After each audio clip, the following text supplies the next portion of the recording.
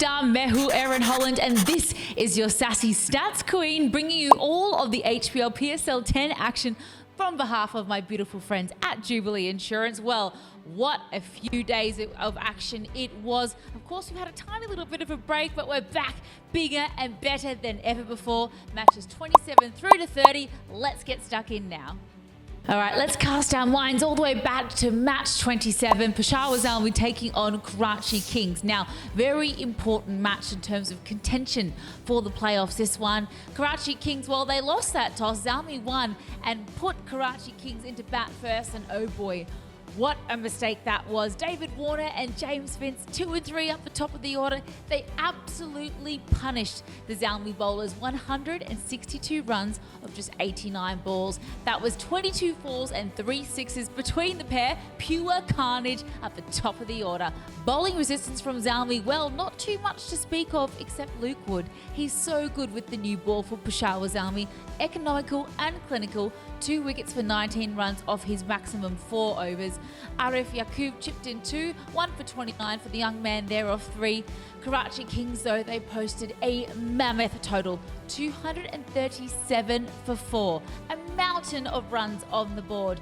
Now, scoreboard pressure. We know how important it is, particularly at Pindi this season. And, well, in reply, Babar Azam and Saim Ayub, they did keep hopes alive for a while. 77-run partnership of 47 balls. 7 boundaries, 3 sixes. Classy, but just not enough at the end of the day. Final score for Zalmi, 214 for 5 was all they could muster.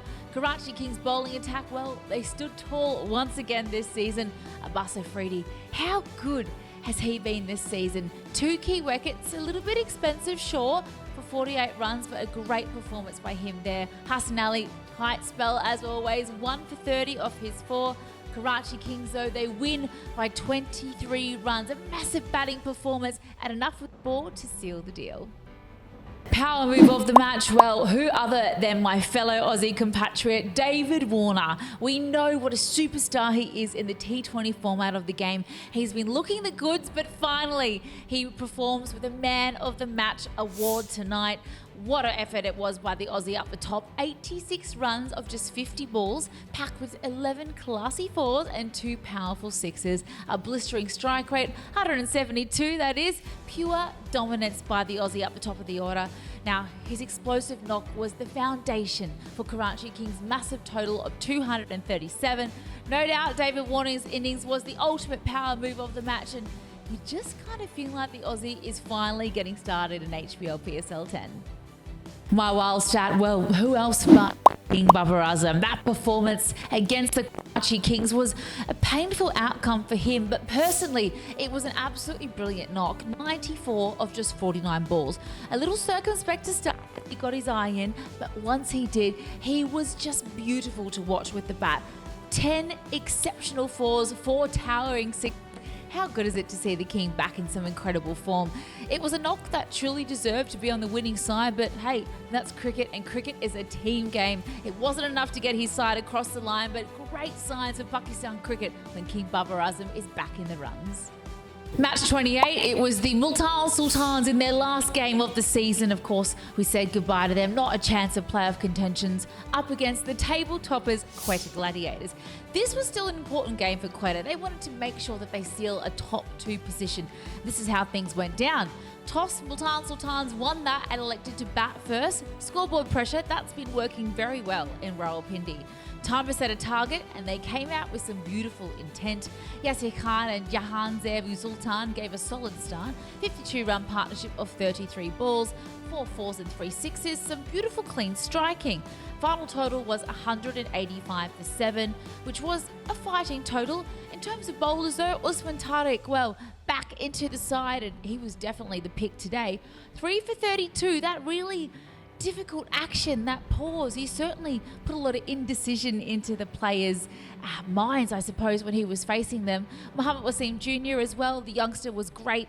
Tight lines and lengths, 1 wicket for 26 off his 4 overs. And, well, the chase under pressure, it got a little bit close for a little while, but Saud Shakil, the captain, and Khawaja Nafei rose to the occasion. 77 run stand of 47 balls, included 7 boundaries and 4 massive jukka, pure quality under pressure. Multan, well, they tried to fight back with the ball. Shahid Aziz, the youngster, wonderful to see him with a wonderful spell of 3 for 29 of his 4. Ubaid Shah as well, another youngster doing wonderful things, kept it really tight with his 1 for 33, but Quetta Gladiators held their nerve. 190 for 8 wickets, they were all out. Victory by 2, a nail-biting finish, and well, Quetta, who can stop them? They just keep winning. Power move of the match, well, it's the youngster Hassan Nawaz again from the Quetta Gladiators.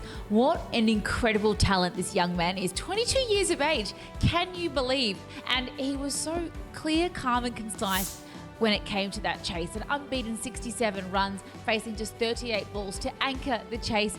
He hammered 2 boundaries and 6 towering sixes in that innings. It just begs you to think what he could achieve, only 22 years of age, as he gets stronger and even more in tune with his game. Show composure, aggression and match awareness, all incredible considering his young 22 years of age.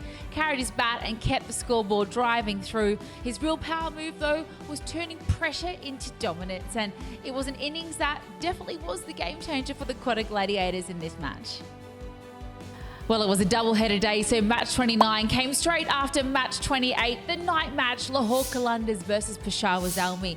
Now, in between these two matches, and I can attest for this because I was sitting out there in the pitch-side studio, a massive storm came through. It was a dust storm, it was crazy hover, and then all of a sudden the barish came down, and this was really upsetting because this game was a playoff match. Whoever won in this match snagged that last playoffs position, so it was really important to Lahore Qalandars and Peshawar Zalmi to get the win. Should it have rained out, Qalandars would have gone straight through, so Zalmi were desperate to get on. And get on we did. Wonderful work by the ground staff. We had a rain-reduced match of only 13 overs. So Zalmi won the toss and elected to field first, which ended up being a big mistake. Solid partnership built between Fakhar Zaman and Mohammad Naeem, a youngster, 54 runs in just 22 balls. Their stand included 6 fours and 3 sixes, posting 149 in just those 13 overs. So if you think about that mathematically, it's a very decent score. Zalmi though, well, in reply, the only real notable partnership came from Dan Sams and Mahalad Ali. They scored 32 runs in 14 balls. That partnership was 2 sixes and 3 fours, but they couldn't chase down the target and they fell to 123 for 8 in their 13 overs. So if you think about it, should Babar Azam have tried to bat first? Well, he'll never know, and unfortunately it meant that they bowed out of the tournament. The first time in 10 seasons we haven't seen Peshawar Zalmi make the playoffs. So Shaheen Shah Afridi, a very happy captain who also contributed with the ball with his 2 wickets, will be so happy with that. Lahore Qalandars, we now know who our top 4 are for the finals. Well, how sweet is this? The power move of this match goes to the debutant in HBLPSL 10, Salman Mirza from Lahore Qalandars. The unsung hero, he's warmed the bench the entire season, and just think about this at home. How nerve-wracking must it be to make your debut in such a crucial match? But he rose to the occasion and he was absolutely incredible with his fiery spell. 4 wickets off his 3 overs. He conceded 31 runs, but remember, we are in Rawalpindi. It's an absolute bowler's graveyard, an economy of 10.3, but crucially, 4 wickets in what was not going to be an easy chase for them to succumb to. His aggressive bowling at crucial moments proved to be the game changer for Lahore Qalandars, and I just love the story. Straight off the bench and straight to our power move of the match. Congratulations. We're on to match 30 now, Islamabad United versus Karachi Kings, and this was essentially a playoff for second position. Now, remember why this is important. If you finish top 2, you get 2 bites of the cherry to get yourself to the all-important final. So it was game on with Islamabad United and Karachi Kings. Kings won the toss and chose to field first. Islamabad United, well, we know how wonderful they bat, particularly with that power from the top order. Alex Hales fresh in to the second part of HBLPSL 10. Wasn't he incredible with Sahib Sadar Farhan? They built a record-breaking partnership. Get this, 153 runs coming off just 69 balls. That is absolute carnage. 15 fours, 10 sixes. They end up with a team total of 251 for 5. That is massive scoreboard pressure, particularly in a pressurised game. Karachi Kings bowling, well, Mir Hamza, he's been pretty good all season. Still expensive, but he managed to get 1 wicket. Amir Jamal got a wicket, but it was not the day for the bowlers in terms of Karachi Kings. In the chase, though, Karachi Kings, well, they had to get off to a good start. David Warner and Tim Seifert, they were looking promising for a little while there. 56 runs in 32 balls, 8 fours and 1 6 there. But once they got out, the rest of the lineup just crumbled. All out for 172 runs. Now, remember, Islamabad United hadn't won a game in ages. So for them to win and to win big and secure that second position, they'll be a very, very happy side. Congratulations to them. Some great bowling by Salmani Ishad and Shadab Khan.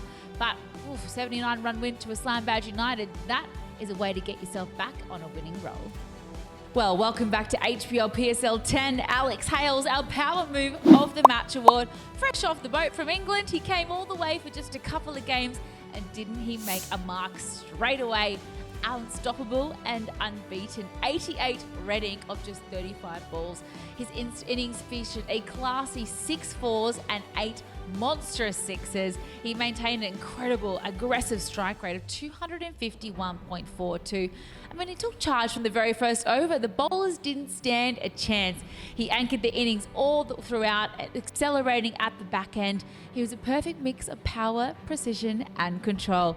Take a bow, Alex Hales, and welcome back, sir. United fans are rejoicing to have you back. Wild stat, well, welcome back to being the leading run scorer of the tournament so far, Sahib Sada Farhan. What a performance by him today. He absolutely lit up the field, 73 of 41 balls. Hard to think that's a support act to anybody, but it was to Alex Hales. We had to mention how incredible his innings was though. 9 crisp fours and 3 towering sixes. He played at a powerful strike rate of 178, and he's just a joy to watch when he's in flow. And I mean, considering he's a leading run scorer, he's been in flow plenty of games this season for Islamabad United. He timed the ball beautifully, he hit cleanly, and he was fearless with his intent. A complete T20 knock. His firepower added some serious fuel to Islamabad's massive total, and certainly was, even though slightly the support act, incredibly important to their overall vital win. Well, that's all we have time for on episode number 10, but oh my goodness, it's just starting to get interesting here at the HBL PSL. It's time for the playoffs, ladies, gents, friends watching at home. Can't wait to see you all for our next episode, but you just feel like things are just getting started. This has been your sassy stat queen, Erin Holland, on behalf of Jubilee Insurance, and I will see you next episode. Alex Hales, sir, all the way from England. Well, it was he was great with that first wicket of Ben McDermott, but, oh no, sorry, that's the wrong game. No,